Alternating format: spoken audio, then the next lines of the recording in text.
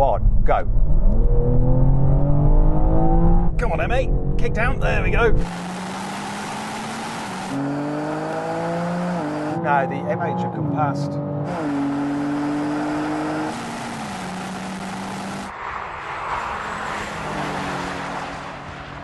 It's not coming past at all.